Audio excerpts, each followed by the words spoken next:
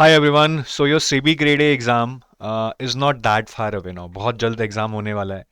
I hope you are ready for phase one. मैं एक छोटी सी चेकलिस्ट आपको दिखाने वाला हूँ, जिससे अगर आपका कुछ इंपॉर्टेंट मिस हुआ है तो आप उसको कर लें। वैसे मैं ये चीज़ें पहले भी बता चुका हूँ, it's just a repetition, but since this is a very crucial time I am telling you this again and again. तो इस वीडियो में हम चेकलिस्ट देखेंगे, जिससे ये हमें हो जाए कि हाँ, हमारी प्रिपरेशन फाइनल हो गई है फेज वन सेबी के लिए। और आगे जाने से पहले मैं, जो लोग नए हैं, सेबी अगले साल देना चाहते हैं, वो एक गाइड बुक को जरूर डाउनलोड करें, सेबी असिस्टेंट मैनेजर की, at zero cost. And the link to download this is given in the description of this video. इसमें आपको सेबी से रिलेटेड सारी इन्फॉर्मेशन, चाहे वो डिपार्टमेंट्स हो, हायरार्की हो, प्रमोशंस हो, सैलरी हो, सेबी की ऑफिस लोकेशंस हो, सारी यहाँ पे मिल जाएंगी।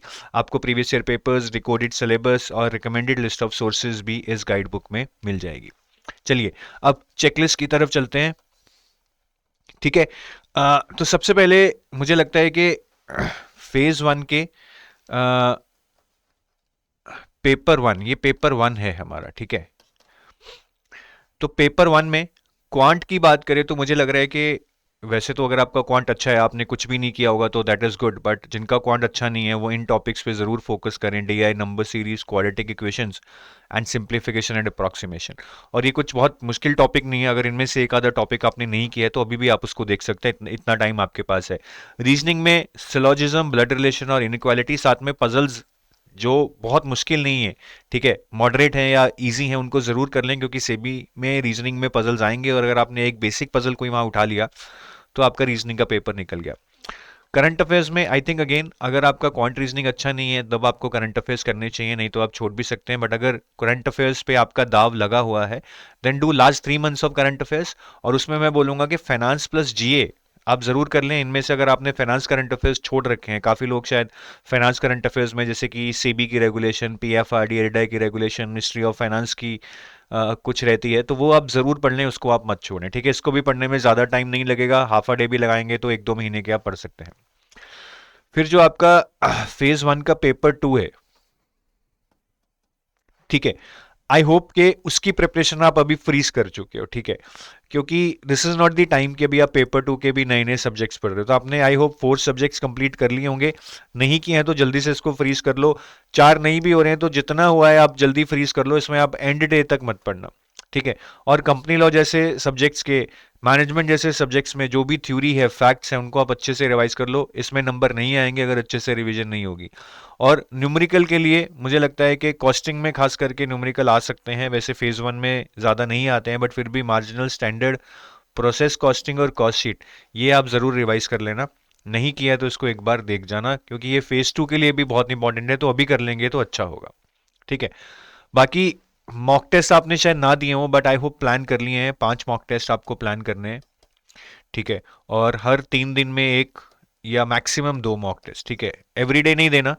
वैसे तो जैसे आज दिया, कल नहीं दिया, फिर दिया, नहीं दिया, फिर दिया, ऐसे एक एक दिन बीच में छोड़ कर देना है। बट अगर टाइम कम हुआ तो आप ऐसे भी कर सकते हैं कि 2 मॉक टेस्ट इकट्ठे दे लिए फिर एक दिन छोड़ दिया। That that is up to you, but बिल्कुल एक दिन में 2 मॉक टेस्ट नहीं देने हैं।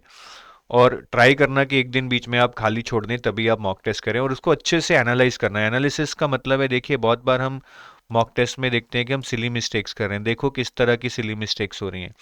बहुत बार देख रहे हैं कि हम क्वेश्चंस को अच्छे से नहीं पढ़ते हैं। क्वेश्चन में नॉट लिखा था, हमने पढ़ा नहीं। ठीक है, क्वेश्चन में हमने सारे ऑप्शंस नहीं पढ़े, तो इस तरह की मिस्टेक हमें नहीं करनी है। फिर काफ़ी बार मैंने देखा है कि मिस्टेक्स होती हैं, मैं यहाँ लिख देता हूँ, काफ़ी बार मैंने देखा है कि मिस्टेक्स होती हैं जिसमें लोग क्या करते हैं कि वो क्वेश्चंस उन्हें आते हैं बट अभी मेमोरी में उनकी रिट्रीव नहीं हो रहे हैं आंसर्स। ठीक है, वीक है, तो ये भी हमें करना है। ठीक है, तो सिली मिस्टेक्स, जहाँ पे हम क्वेश्चन सही से नहीं पढ़ते, ऑप्शन सही से नहीं पढ़ते, या हमें चीज़ें याद नहीं है, उनको तो आप ज़रूर एनालाइज करें कि आप नहीं कर पा रहे। बाकी अगर कहीं पे कॉन्सेप्ट वीक है कि किसी चैप्टर का कोई भी क्वेश्चन नहीं हो रहा है या किसी कॉन्सेप्ट पे कोई भी क्वेश्चन नहीं कर पा रहे हो, तो उसको भी आप अच्छे से रिवाइज करो। बाकी रिवीजन बहुत इंपॉर्टेंट है।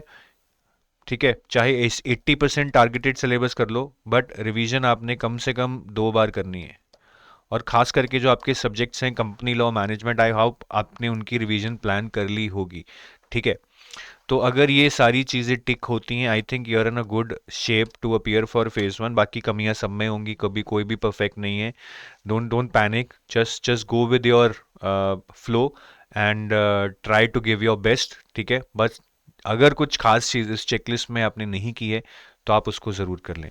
बाकी सेबी के लिए हमारे एक्सक्लूसिव टॉप 4000 प्लस एमसीक्यूज़ वाला कोर्स है जो हम 1500 में दे रहे हैं, ठीक है। आप इसको एवेल्युएट कर सकते हो, ले सकते हो। इसमें 4000 एमसीक्यूज आपको पेपर 2 के मिलेंगे, और ये एमसीक्यूज हमारे गोल्ड और सिल्वर में जो पेपर 2 के एमसीक्यूज हैं उनसे बिल्कुल अलग हैं। This is additional for your practice.